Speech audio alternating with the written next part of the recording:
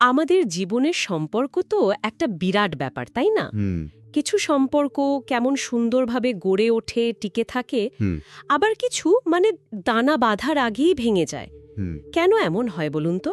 আজ আমরা আমের লেভিন আর র্যাচেল হেলারের অ্যাটাচড হুম। বইটার উপর ভিত্তি করে কিছু বিশ্লেষণ দেখব, বোঝার চেষ্টা করব প্রাপ্তবয়স্কদের সম্পর্কেরই রসায়নটা। হ্যাঁ, বিষয়টা খুবই জরুরি।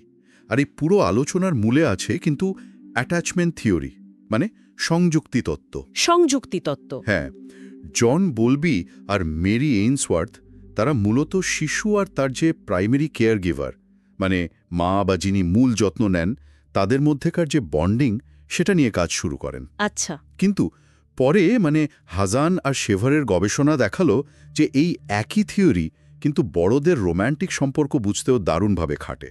আসলে কি বলুন তো, আমাদের ভেতরই একটা প্রবণতা থাকে অন্যের সাথে জুড়ে থাকার, একটা নিরাপদ আশ্রয়ের খোঁজ।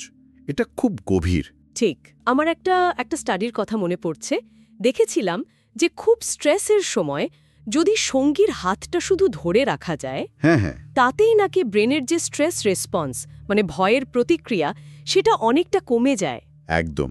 এটাই প্রমাণ করে যে ঘনিষ্ঠতা, ওই কাছের মানুষের সঙ্গটা আমাদের নার্ভাস সিস্টেমের জন্য কতটা প্রয়োজনীয়।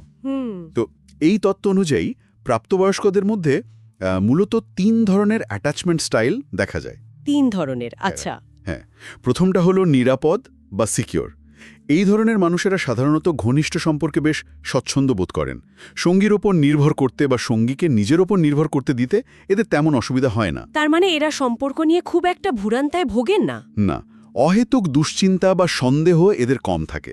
আর এরা নিজেদের আবেগটাও বেশ ভালোভাবে নিয়ন্ত্রণ করতে পারেন। সম্পর্কটা একটা স্থিতি থাকে আর কি। আচ্ছা, এটা তো গেল নিরাপদ বা সিকিউর। বাকি দুটো কিরকম? দ্বিতীয়টা হচ্ছে উদ্বিগ্ন বা অ্যাংশাস। এদের আবার অ্যাংশাস প্রিঅকুপাইডও বলা হয়। এরা ঘনিষ্ঠতা খুব চান, খুব বেশি করে চান, কিন্তু একই সাথে সম্পর্কটা থাকবে কিনা, সঙ্গী যথেষ্ট ভালোবাসে কিনা, এই সব নিয়ে ভীষণ চিন্তায় থাকেন। সঙ্গীর অ্যাটেনশন, তার অ্যাপ্রুভাল, এগুলো এদের খুব বেশি দরকার হয়। প্রায়ই আশ্বাস খোঁজেন। ও, তার মানে এদের ইমোশনাল নিডটা একটু বেশি। হ্যাঁ, বলা যেতে পারে। এদের মধ্যে আবেগীয় ওঠানামাটাও বেশি দেখা যায়। সবসময় একটা ভয় কাজ করে, এই বুঝি সম্পর্কটা শেষ হয়ে গেল। এটা তো বেশ কঠিন পরিস্থিতি তৈরি করতে পারে, বিশেষ করে সঙ্গীর জন্য। তা তো পারেই। তৃতীয় যে ধরনটা, সেটা হলো এড়িয়ে চলা বা অ্যাভয়েডেন্ট। এর মধ্যে আবার দুটো ভাগ আছে, ডিসমিসিভ আর ফিয়রফুল। কিন্তু মূল ব্যাপারটা হলো এরা ঘনিষ্ঠতাকে ঠিক স্বাচ্ছন্দ্যভাবে নিতে পারেন না। মানে? ঘনিষ্ঠতা পছন্দ করেন না, ঠিক পছন্দ করেন না তা নয়। আসলে এরা স্বাধীনতা, নিজের স্পেস, এটাকে খুব বেশি মূল্য দেন। আর ঘনিষ্ঠতাকে অনেক সময় ওই স্বাধীনতার পথে একটা বাধা বা নির্ভরশীলতা হিসেবে দেখেন। তাই খুব বেশি ঘনিষ্ঠতার পরিস্থিতি এরা এড়িয়ে চলতে চান।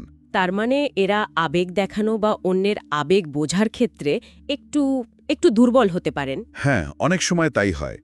সম্পর্ক যখন খুব গভীর হতে থাকে, খুব বেশি আবেগের বিনিময় হয়, তখন এরা নিজেদের একটু গুটিয়ে নেন, দূরত্ব তৈরি করেন। আমাদের কাছে যে তথ্য ছিল তাতে তামারা আর ব্র্যাডের একটা উদাহরণ ছিল, মনে আছে? হ্যাঁ হ্যাঁ, তামারা ছিলেন উদ্বিগ্ন টাইপের।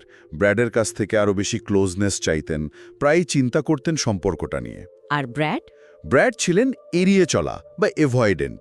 তামারার ওই আবেগীয় চাহিদাগুলো তার কাছে একটু বাড়াবাড়ি মনে হতো। উনি নিজের মতো থাকতে চাইতেন, একটু স্পেস চাইতেন। ফলে কি হচ্ছিল, ওদের সম্পর্কে একটা কনস্ট্যান্ট টানাপোড়েন ছিল। বুঝলাম। বেশ জটিল একটা ডাইনামিক তৈরি হয় তাহলে। বাবা মা বা যিনি যত্ন নিয়েছেন তার সাথে কেমন সম্পর্ক ছিল, কতটা নিরাপত্তা বোধ করেছে শিশুটি। তার মানে ছোটবেলার প্রভাব অনেক। হ্যাঁ, ভিতটা ওখানেই তৈরি হয়। তবে এর সাথে জিনগত কিছু প্রবণতা, আবার পরবর্তী জীবনে পাওয়া বিভিন্ন সম্পর্কের অভিজ্ঞতা, ভালো খারাপ দুটোই, সেগুলোরও কিন্তু ভূমিকা থাকে। তার মানে এটা কি একেবারে ফিক্সড, বদলায় না? না না, সেটাই গুরুত্বপূর্ণ। এগুলো কিন্তু পাথরে খোদাই করা নয়। একটা রিসার্চ বলছে প্রায় 25% মানুষের ক্ষেত্রে কিন্তু এই অ্যাটাচমেন্ট স্টাইল সময়ের সাথে, অভিজ্ঞতার সাথে বদলাতে পারে। ও, এটা তো খুব আশার কথা। অবশ্যই। তাই সবচেয়ে জরুরি হলো নিজের স্টাইলটা বোঝা আর সঙ্গীর স্টাইলটা সম্পর্কেও একটা ধারণা রাখা। সচেতন হওয়াটা খুব দরকারি। তাহলে মোদ্দা কথা এটাই দাঁড়াচ্ছে যে নিজের এই প্যাটার্নগুলো চিনতে পারাটা খুব জরুরি। কেন আমরা কিছু মানুষের দিকে টানি বা কেন কিছু সম্পর্ক এত সহজ লাগে আর অন্যগুলোই এত এত কষ্ট হয়, এই স্টাইলগুলো বুঝলে তার একটা ব্যাখ্যা মেলে। একেবারে ঠিক। আর এখানেই আসে কার্যকর যোগাযোগের ব্যাপারটা, এফেক্টিভ কমিউনিকেশন। হুম। বিশেষ করে যখন দুজন সঙ্গীর স্টাইল আলাদা হয়। যেমন ধরুন, অ্যাংশিয়াস পার্টনারের হয়তো রিঅ্যাসুরেন্স দরকার, আবার অ্যাভয়েডেন্ট পার্টনারের দরকার একটু স্পেস। হ্যাঁ, এটা ব্যালেন্স করাটা নিশ্চয়ই কঠিন। কঠিন, তবে অসম্ভব নয়। অ্যাটাচড বইটাতেও এই নিয়ে খুব জোর দেওয়া হয়েছে। নিজের চাহিদাটা সঙ্গীকে দোষ না দিয়ে শান্তভাবে স্পষ্টভাবে বলা। যেমন, তুমি তো কিছুই শোনো না আমার, এটা না বলে যদি বলা যায়, যখন আমার মনে হয় আমার কথা শোনা হচ্ছে না, তখন আমার খুব একা লাগে। দেখুন বলার ধরনে কতটা তফাৎ। হ্যাঁ, দ্বিতীয়টা অনেক বেশি গঠনমূলক। ঠিক।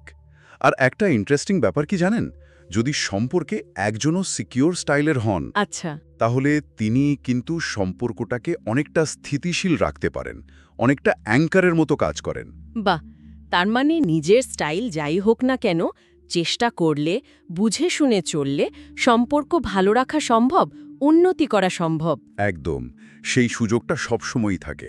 সচেতনতাই হলো প্রথম ধাপ। দারুণ একটা আলোচনা হলো। হ্যাঁ, আজকের মতো তাহলে এখানেই শেষ করি। তবে শ্রোতাদের জন্য একটা প্রশ্ন রেখে যাই। বলুন। দেখুন, আমাদের সমাজ একদিকে ব্যক্তি স্বাধীনতা, আত্মনির্ভরতা এগুলোর খুব জয়গান গায়, তাই না? একা চলতে পারাটাকেই যেন সাফল্যের মাপকাঠি ধরা হয়। হ্যাঁ, তা তো হয়। কিন্তু অন্যদিকে আমাদের বায়োলজিক্যাল আর সাইকোলজিক্যাল গঠনটা কিন্তু তৈরি হয়েছে অন্যের উপর নির্ভর করার জন্য, গভীরভাবে কানেক্টেড হওয়ার জন্য। এই যে দুটো বিপরীতমুখী টান, সমাজে চাপিয়ে দেওয়া একাকিত্বের আদর্শ আর আমাদের ভেতরের ওই গভীর চাহিদার টান, এই দ্বন্দ্বটা আমরা নিজেদের জীবনে কিভাবে দেখি, কিভাবে সামলাই, এটা কিন্তু ভেবে দেখার মতো একটা বিষয়। সাবস্ক্রাইব কর, ভুলিস না ভাই। তুই না থাকলে কারে আর শোনাই। কমেন্টে দে তোর মনের বাক্য, অন্তরের গল্প পাবে আরও চাক্ষা। আগামী গল্পে আবার দেখা হবে। অন্তর্বাণী চলবে যতদিন কথা রবে।